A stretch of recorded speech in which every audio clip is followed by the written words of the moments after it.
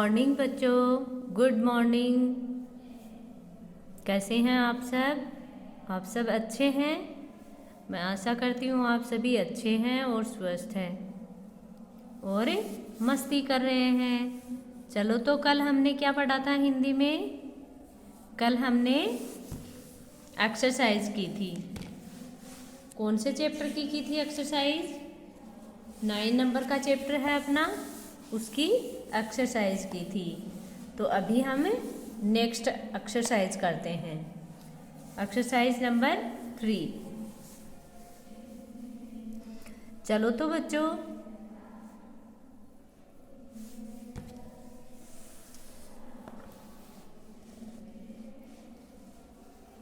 आपको ये पोइम जो अपनी कविता थी वो तो याद है। इसमें क्या था? माँ की सीख। क्या था? माँ की सीख।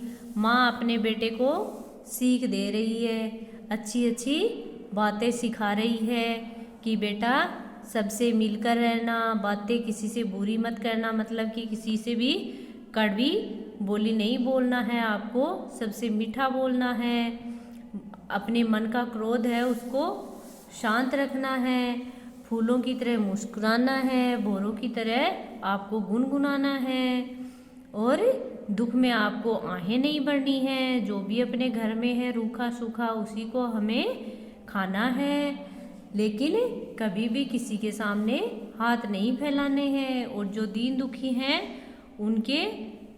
उनकी आपको भलाई करनी है। यही अच्छी अच्छी शिक्षा दे रही है माँ अपने बेटे को। तो चलो अभी हम इसकी एक्सरसाइज करते हैं। नेक्स्ट एक्सरसाइज अपनी कौन सी थी? Exercise number 3। इसमें हमें क्या करना है? सही वाक्यों पर राइट तथा गलत वाक्यों पर क्रॉस का निशान लगाइए। जो सही वाक्य हैं उन पे हमें राइट लगाना है और जो गलत वाक्य हैं उन पे हमें क्रॉस लगाना है। तो पहला वाक्य देखो, हमें सबसे मिलकर रहना चाहिए। हमें सबसे मिलकर रहना चाहिए, राइट है। ये क्या है? राइट है। हमें कैसे रहना चाहिए? सबसे मिलकर ही रहना चाहिए। तो इसमें हमें टिक लगाना है। हमें नेक्स्ट वाला देखो, हमें सबसे मीठी बोली बोलनी चाहिए। हमें क्या करना चाहिए? हमेशा सबसे मीठी बोली बोलनी चाहिए। ये बात भी राइट है, राइट ही है। तो इस पे भी हमें क्या लगाना है? राइट। ओके।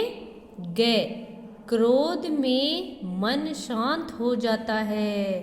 क्रोध में मन शांत हो जाता है क्या? शांत हो जाता है क्या? नहीं, क्रोध में तो हमारा मन विचलित हो जाता है, शांत नहीं होता है। तो ये क्या है? गलत बात है। तो इस पे हमें क्या करना है? क्रॉस लगाना है।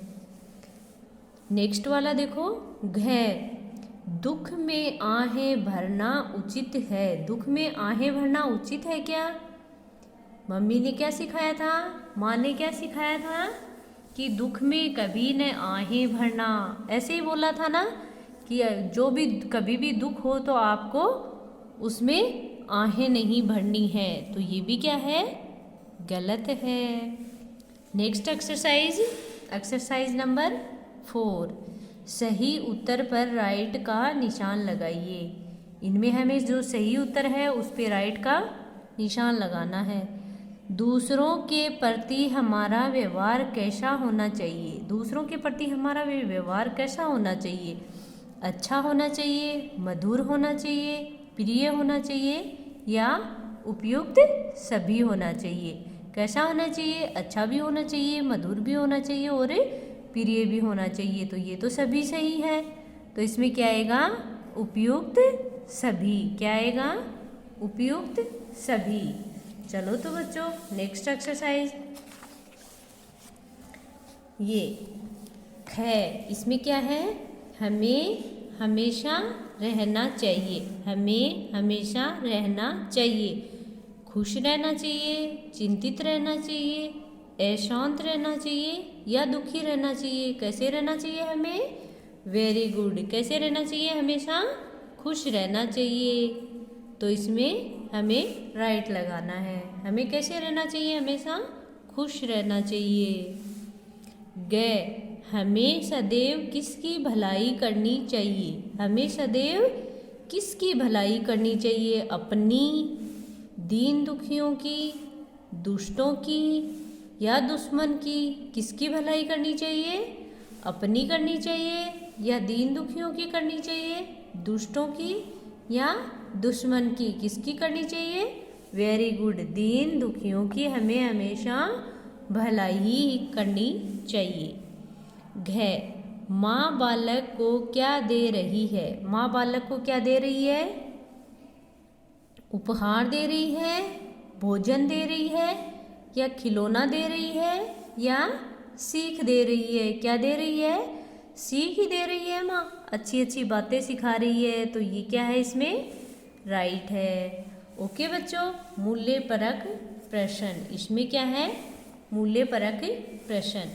मीठी वाणी से शत्रु भी मित्र बन जाता है, क्या आप इस कथन से सहमत हैं? मीठी वाणी से देखो शत्रु भी मित्र बन जाता है। हम मीठे बोलेंगे तो सामने वाला भी हमसे मीठे बोलेगा, मीठा ही बोलेगा ना। तो ये इस बात से आप, इस कथन से आप सहमत हैं? आप एक बार सोच के देखना सारे कि अगर हम मीठा बोलेंगे तो सामने वाला हमसे कैसा व्यवहार करेगा, ये आपको सोचना है।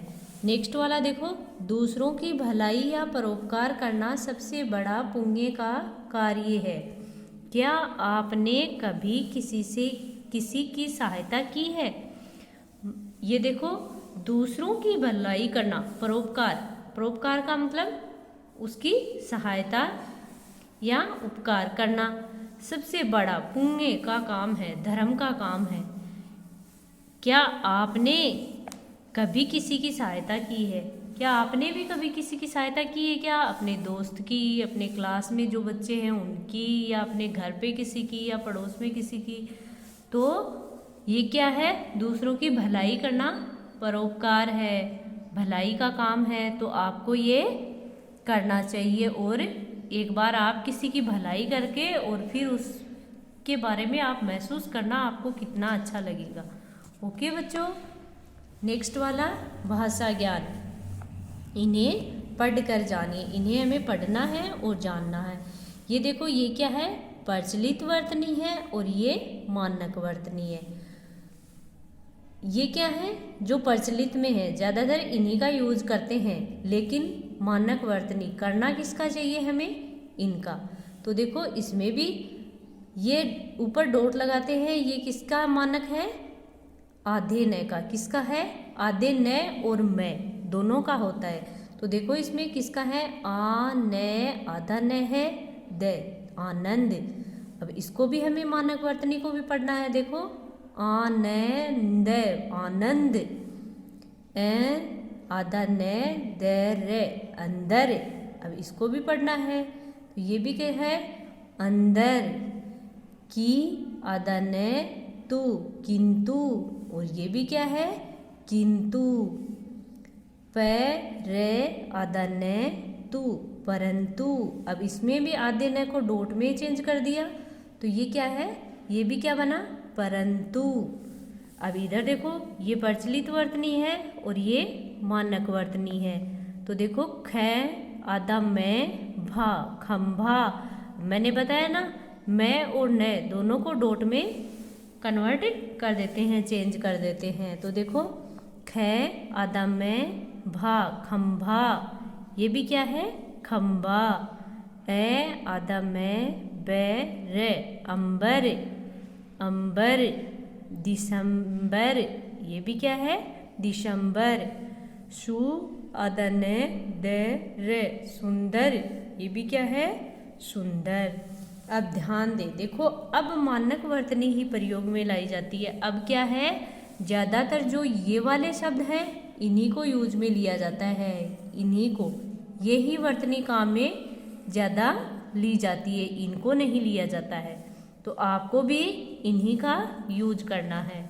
ओके, नेक्स्ट एक्सरसाइज, निम्नलिखित शब्दों के मानक रूप लिखिए। निम्नलिखित शब्द हैं, इनके मानक रूप लिखने हैं।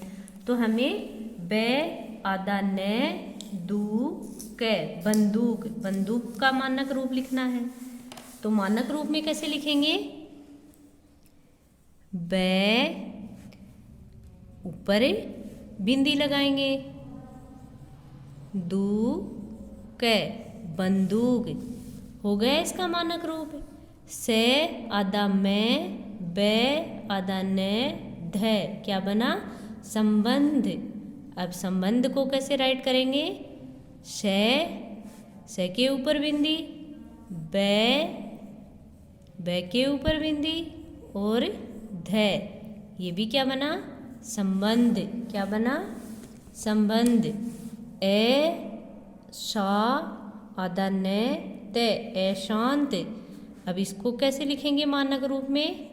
ए शा ऊपर बिंदी लगाएंगे, ते ए शांत। ए आदा मैं, बै रे अंबर। तो अंबर को भी हमें मानक रूप में लिखना है। तो ए के ऊपर डॉट लगाएंगे, अंबर। ओके।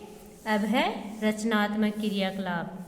आपके ये रचनात्मक कार्य है। माँ से संबंधित कोई अन्य कविता खोजकर याद कीजिए और बाल सभा में अपने सहपाठियों तथा गुरुजनों को सुनाइए। आपको एक माँ से संबंधित अन्य कविता खोजकर लानी है। वो अपनी बाल सभा क्या होती है? बच्चों के साथ जो आपकी सभा होती है, सहपाठियों के तथा गुरुजनों को सुनानी है। छोटे बच्चे को सुलाने के लिए माँ लोरी गाती है। अपने बड़ों से पता कीजिए कि भगवान कृष्ण को सुलाने के लिए उनकी माँ यशोदा कौन सी लोरी गाती थी। आपको अपने घर में जो बड़े हैं, दादाजी दादी जी है, माँ है, पापा है, उनसे आपको पूछना है कि भगवान कृष्ण को सुलाने के लिए माँ यशोदा कौन सी लोरी गाती थी। आपकी माँ आपको क्या क्या सीख देती है, समूह में चर्चा कीजिए। आपको हमें बताना है कि आपकी माँ आपको कौन कौन सी अच्छी सीख देती है। ओके बच्चों, थैंक यू।